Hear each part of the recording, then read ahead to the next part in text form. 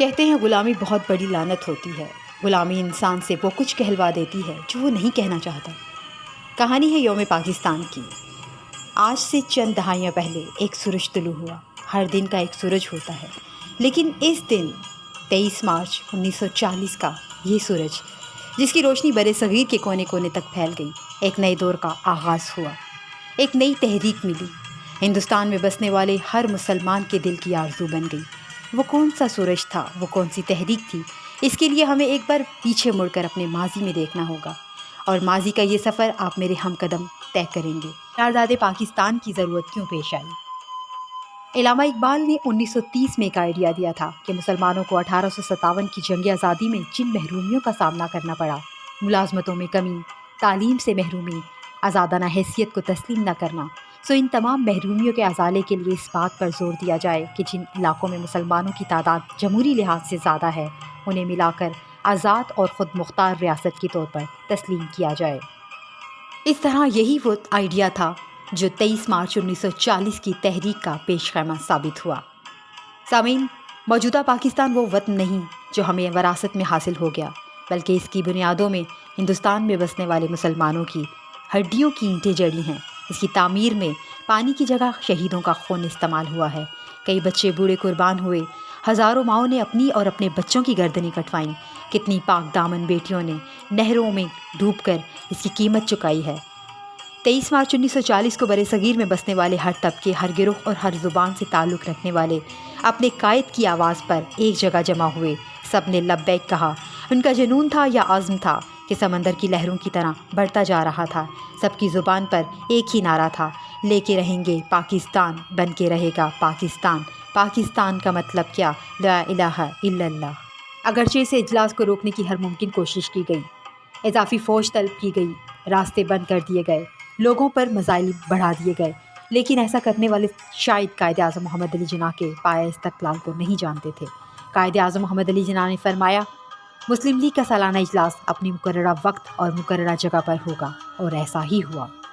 مسلم league کا سالانہ اجلاس لاہور کے منٹو پارک میں منعقد کیا گیا۔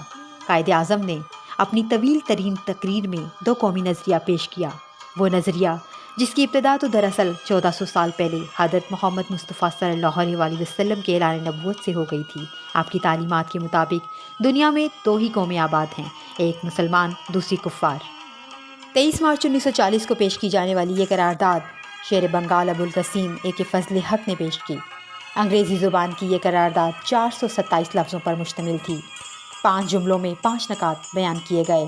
یہ اجلاس گورنمنٹ آف انڈیا ایکٹ 1935 کے تحت ہندوستان میں قائم کی گئی فیڈریشن کو مسترد کرتی ہے۔ ملک میں کوئی دستور اس وقت تک نہیں چل سکتا جب تک مسلمان اسے قبول نہ کریں، اور مسلمانوں کی کثریت اور متسلسل علاقوں کو ملا کر خود مختار ریاست بنایا جائے۔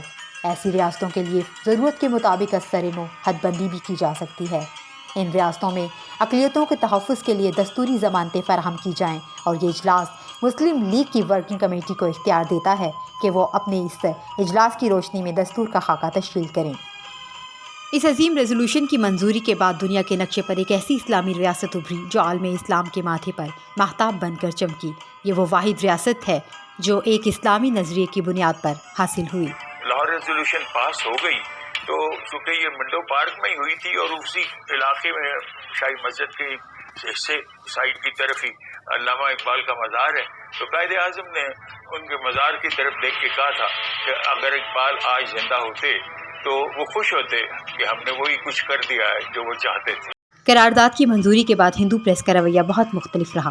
سب نے اس کا مذاق اڑایا۔ یوں ہندو تک نظری کھل کر سامنے آ گئی، اور مسلمانوں کو ایک واضح نصب العین مل گیا، جس کا اظہار ڈاکٹر جاوید اقبال نے یوں کیا۔ جو مسلمان تھے وہ تو منتظر ہی تھے کہ اس قسم کی کوئی اسٹیٹمنٹ کیٹیگوریکلی آ جائے کہ مسلمانوں کی نیت کیا ہے اور وہ کیا چاہتے ہیں۔ مسلم لیگ کے بڑے کنونشن میں اس وقت کے تمام لیڈرز اور تمام علاقوں اور صوبوں سے تعلق رکھنے والے مسلم لیگی رہنما اور نمائندے موجود تھے۔ اس میں پہلی بار تقسیم کی بات کی گئی اور مسلم ممالک کی بات کی گئی۔ اس قرارداد کی اہمیت اور بڑھ گئی۔ یوں یہ قرارداد ایک سنگ میل ثابت ہوئی۔ 7 سال کی مسلسل جدوجہد کے بعد مسلمانوں کی قربانیاں اور دعائیں رنگ لائیں، اور بالآخر 1947 میں 27 رمضان کی عظمت والی رات یعنی شب قدر تھی۔ شہر لاہور خون میں ڈوبا ہوا تھا۔ آزادی کی ساعتیں قریب سے قریب تر تھیں۔ یہ 13 اور 14 اگست کی درمیانی رات تھی۔ ریڈیو سے مصطفیٰ علی ہمدانی کی آواز یوں گونجی: اب غلامی اور آزادی کے درمیان صرف 60 منٹ کا فاصلہ تھا۔ آزادی کا سویرا ہونے والا تھا۔ میں ریڈیو پاکستان کے پہلے اناؤنسر کی حیثیت سے اسٹوڈیو نمبر 5 میں پہنچ چکا تھا۔ نظریں دیوار پر لگی ہوئی گھڑی کی سوئیوں پر مرکوز تھیں۔ سگنیچر ٹیون بج رہی تھی۔ پھر یکایک اسٹوڈیو کی سرخ بتی روشن ہوئی۔ اسٹوڈیو کی سرخ بتی روشن ہوتے ہی گھڑی کی دونوں سوئیاں 12 کے ہندسے پر گلے ملی اور پاکستان کی آزاد فضا میں مصطفیٰ علی ہمدانی کی آواز یوں گونجی: السلام علیکم، پاکستان براڈ کاسٹنگ سروس، ہم لاہور سے بول رہے ہیں۔ 13 اور 14 اگست سن 47 عیسوی کی درمیانی رات 12 بجے ہے۔ طلوع صبح آزادی